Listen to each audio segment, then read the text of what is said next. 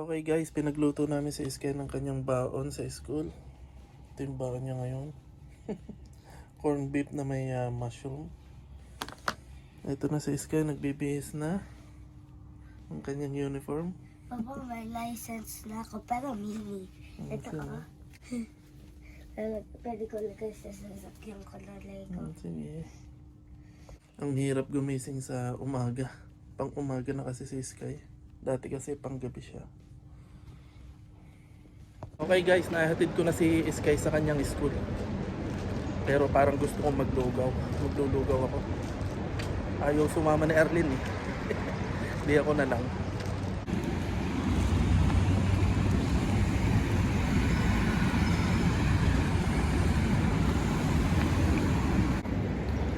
Dito yan, Philippine restaurant. Yun lang, walang arroz caldo. Nagke-crave pa naman ako sa arroz caldo. Check ko dito sa kabila. Sorry, yung kabilang Filipino restaurant sarado pa. Kasi ano pa lang eh, mag-alas 8 pa lang ng umaga. So, uwi na tayo. Bigo tayo sa arroz caldo. Sayang.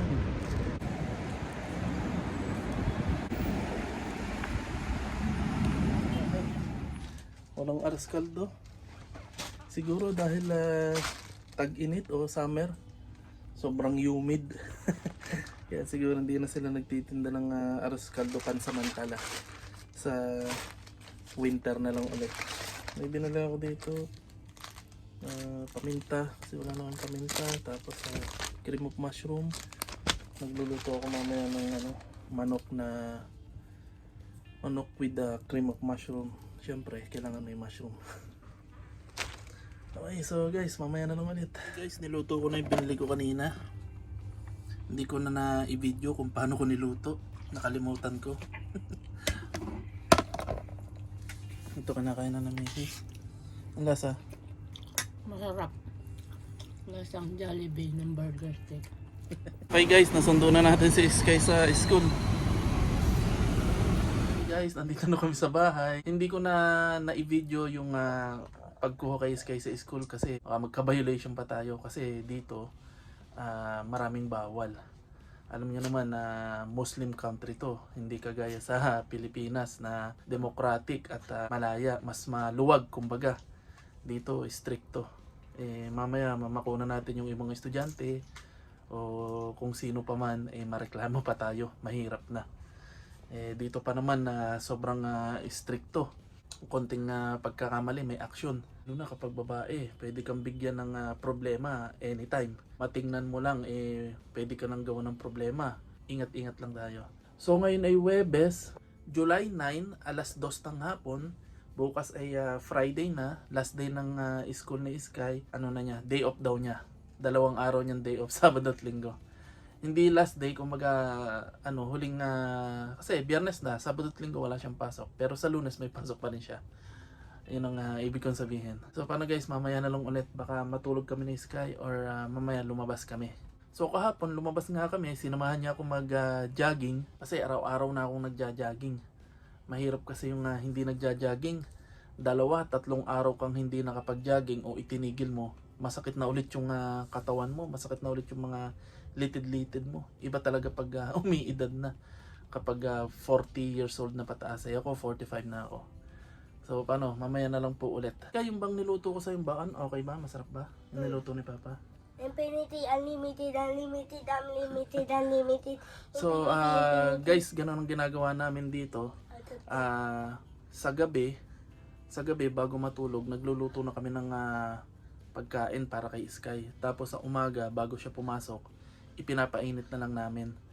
Kasi mahirap magluto sa umaga, maaga kaming gumigising 6:50. So, mas maganda sa gabi, lulutuin na namin, tapos sa umaga, ipapainit na lang namin yung pagkain niya. Meron daw secret base si Sky. Hi Sky! Hello. Secret base mo yan?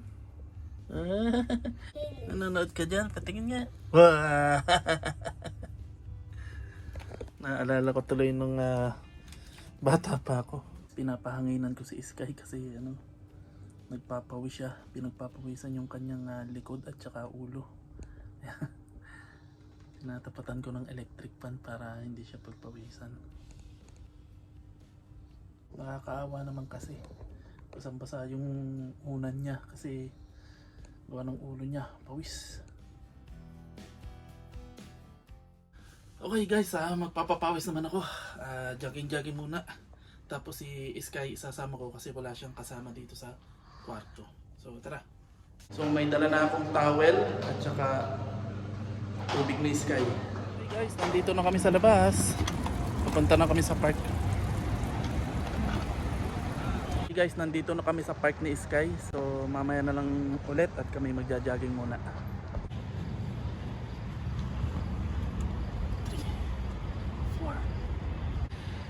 Okay guys, pagod na kami ni Sky.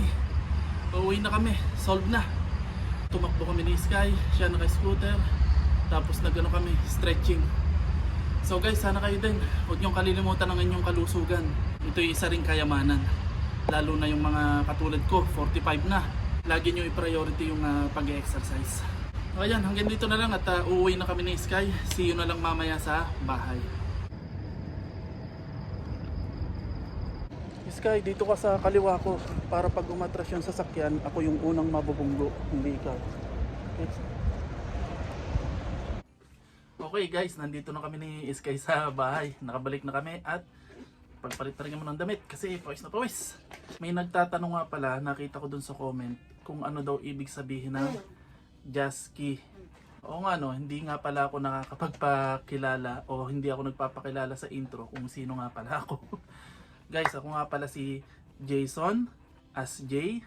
Ang asawa ko, ang pangalan is Arlene as A, and then Sky. So Jason, J, Arlene, A, and then Sky. Kaya Jasky. So yun po yung ibig sabihin ng Jasky. Jason, Arlene, Sky. Sa mga nagtatanong kung anong ibig sabihin ng Jasky, so yun po. And bago po ang lahat, may nagpapa-shoutout po kay Sir Michael Fernandez. Sir Michael Fernandez, maraming salamat po. Shoutout po sa inyo. Thank you po sa laging panonood ng aming video. So paano guys, hanggang dito na lang. And huwag niyo po kalimutan mag-like and subscribe sa aming channel. And see you na lang sa susunod naming video. Sana po lagi kayo manood ng aming video. At huwag niyo pong kalimutan na panoorin yung mga luma ko pang video, yung mga nakaraang video para updated po kayo o nakasubaybay po kayo sa aming adventure dito sa Abu Dhabi, UAE. Di ba Sky? Okay na, bye na. Bye guys! Waka, sasabi na.